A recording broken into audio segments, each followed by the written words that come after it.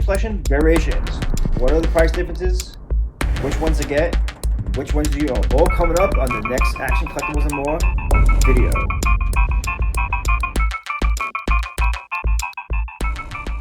What's up, everyone? It's Michael here, and I'm right back at it today with vintage collection card figures and prices. So my last video, I covered the top 10 most expensive vintage collection figures, wide release figures.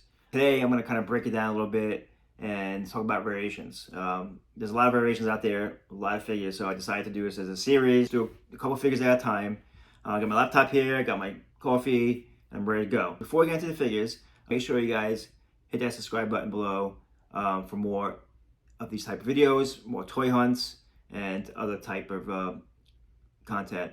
I picked up a lot of new subscribers for my last video. I really appreciate it. Having a community here is very important to me. And I appreciate all the comments and all the support. So let's get right into it. First figure I'm gonna talk about is Grievous. And the reason why I picked this figure is because he was on my top 10 list.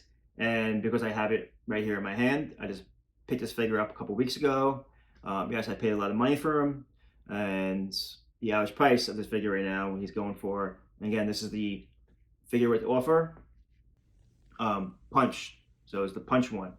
Would offer $120 is the average price of this figure, depending on condition. I'm not gonna get into that right now, but this could be a range, right? I mean, the better the figure, the better condition, the higher the price. And as for condition of this figure, it's really nice, really great. No major issues. So the unpunched version of this figure, with the offer, is $185. So big difference between punched and unpunched General Grievous. The ones without the offer is a little lower.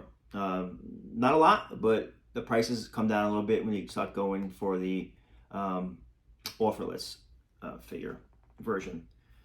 The most expensive one actually is the foil card punch version. The foil cards do not come unpunched, but the foil card punch with offer is going for $190. So it's the same figure as this one, only with the foil chase, right? So that foil chase they made in the beginning, like the first two waves of the vintage collection back in 2010. They had different foil cards versus non-foil cards. So not only they come unpunched, non-punched, they come with this foil card variation. So yeah, so it's a big difference between the punched and the unpunched and foil card. Let's talk about Commander Cody. Right, so Commander Cody, I was actually looking for an unpunched version of Commander Cody, but I did not see one get sold. So I'm not sure if there's not any, or maybe Commander Cody does not come unpunched. I mean, if you guys think there is, let me know. Yell at me in the comments below. If you have one, let me know. But I'm starting to believe that Commander Cody does not come unpunched. So if that's the case, there's only a few variations of Commander Cody, and the punch one would offer just like this. The average price is $160. So getting up there, right? The foil card, like the General Grievous one, is going for $205. So that one is starting to really skyrocket. The foil cards, as you can see, are going more than the regular ones. And at one point, it was the opposite. So these foil cards are starting to get up there. The one figure that really surprised me, and it's the third figure I'm going to talk about, is Bespin, which is a VC04. It came out in the first wave. He was not on my top 10 list that I did last week, and because most of the figures are going for $20, but there's two variations of the figure. There's one actually variation which I didn't even think there was a variation of this figure, and it's actually going for way more money than I expected. So let's talk about the punched one with offer that came out in 2010, right? That one, the average price is $25, which is not bad, right? So considering that vintage collection figures, the newer ones come out, they're $16.99 now. So not much of a difference, right? And the new reissue figure that came out, the punch one without the offer, which came out I think 2 years ago, the average price of that figure is $22. So if I was in the market for a looking Bespin, I would go after the offer one for $25. But then there's the foil card one, which is going for $75. So big difference, right?